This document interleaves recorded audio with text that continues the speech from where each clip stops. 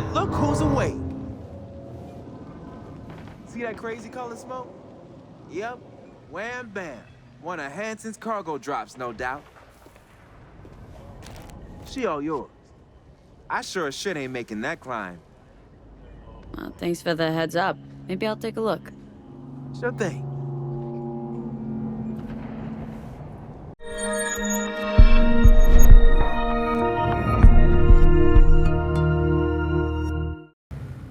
Whichever way you look at it, the launch of Cyberpunk 2077 had a monumental impact on the games industry, taken by some as a cautionary tale about releasing a game too soon, by others as a worrying advocate of workplace crunch. It was nevertheless a staggering achievement in terms of world building, characterisation and cinematic storytelling. It also struggled technically, almost buckling under the weight of its own ambition at times.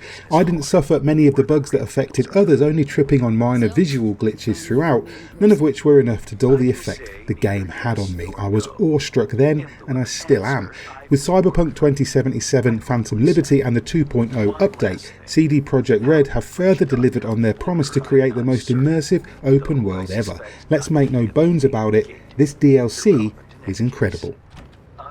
We'll circle back to the game-changing 2.0 update shortly, an injection of pure gold that elevates what was already a fantastic game even further. The main event here is the DLC itself, a new story that can exist separately or weave seamlessly into the main campaign. It's hard to overstate how well this has been implemented, regardless of where you are in the story, just starting out or poised on the threshold of no return. Hell, you could even start a new character and jump straight into Phantom Liberty without playing anything else. The onboarding to this new tale of espionage and intrigue is flawless. For me, it slotted right in before the point of no return where I left my original review save back in 2020. 45 hours in, with a few loose ends left which I skipped over to finish the campaign in time for the launch. My V is standing outside Arasaka Tower and I'm sitting there with a confused Gandalf expression, wondering where the hell I was going and what I was doing. Then V's phone rings and we're talking to Songbird. She's a netrunner, would be legendary if not for her careful secrecy, and she needs our help. So V and I head to a rendezvous where Songbird meets us, sort of, and does the impossible. She shuts Johnny up, hijacking the relic for a mission of the utmost importance. The president of the NUSA has been shot down over Dogtown, a military-run, walled-off district of Night City governed by Kurt Hansen, a ruthless ex-military arms dealer with a personal army at his disposal. Our job is anything but simple. Get in and get the president out. Everything else can wait too, because in exchange for V's help, Songbird offers a genuine cure for our condition. So, president in danger, madman with a private army, mysterious benefactor, and a chance for survival. Even in Cyberpunk 2077, the stakes have never been higher. All of which leads directly to working with Solomon Reed, an ex-FIA super agent played by Idris Elba. And let's be honest, if you're looking for an actor who can match Keanu Reeves for effortless cool, you couldn't pick a better candidate. What follows is a bona fide spy thriller that simultaneously feels new and fresh while maintaining the quintessential 2077 atmosphere. Phantom Liberty's campaign features desperate shootouts and bombastic set pieces, of course, but also a sense of genuine paranoia because you cannot know who to trust, if anyone.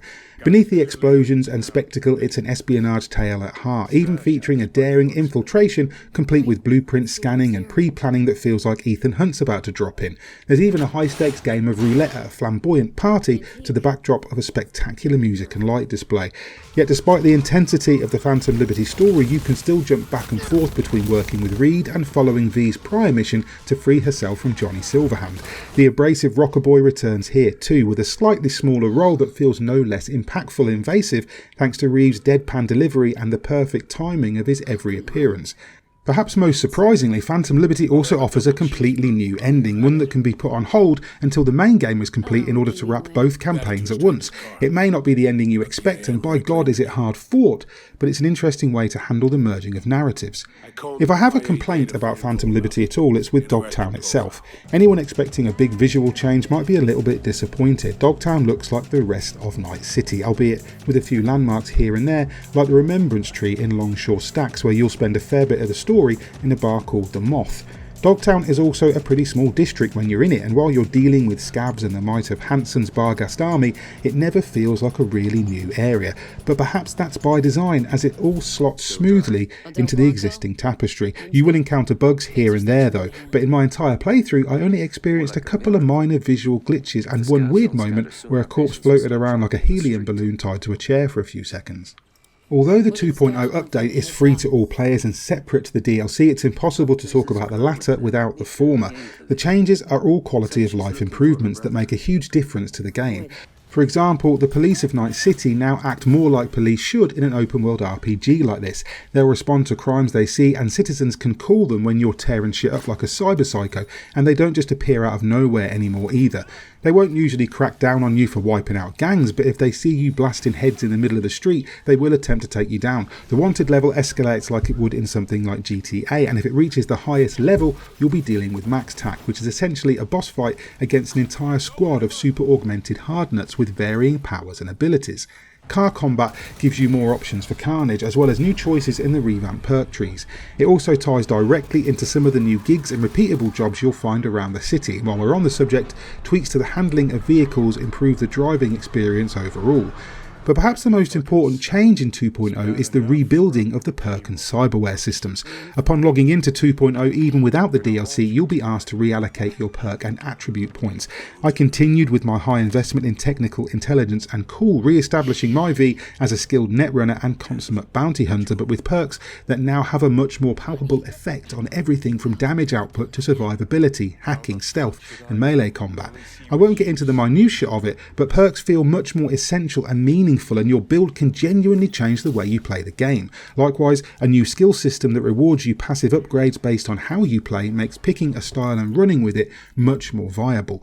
Armour is now tied to your cyberware implants, making clothing purely cosmetic in most cases, although a few items do still have minor benefits, and the cyberware system itself makes more sense. Each implant has a points value, and you now have a set limit regardless of character level that you can only increase by finding special shards or speccing into the technical tree. It makes you think about the balance of your augmentations and allows you to really build into certain abilities. For example, in addition to extra armour to compensate for my low body and reflex attributes, I've got multiple implants that allow me to spot cameras, hack devices and slow time when I'm spotted, and of course I have my bionic legs to reach those really high ledges.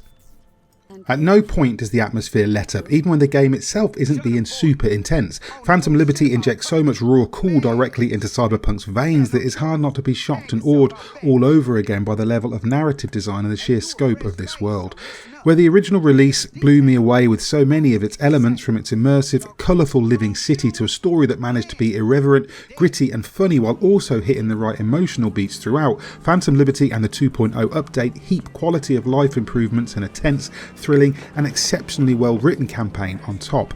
Idris Elba and indeed the entire cast do a fantastic job of bringing this new chapter to life. Cyberpunk 2077 Phantom Liberty is a masterclass in how to develop DLC. It slots in or out of the main story seamlessly, but still manages to feel utterly essential and compelling. There's never been a better, more explosive or more exciting time to visit Night City, and for that reason I'm going to score this DLC a 10 out of 10.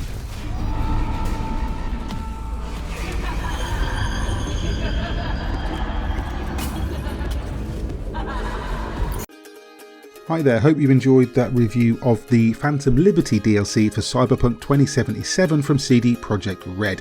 If you did like the review, please hit like and subscribe, maybe tag the bell icon too, so you're kept up to date with everything we post going forward. And if you want to support us via Patreon, you can do that at patreon.com/godisageek. In the meantime, I've been Mick Fraser and you guys have been lovely. Bye.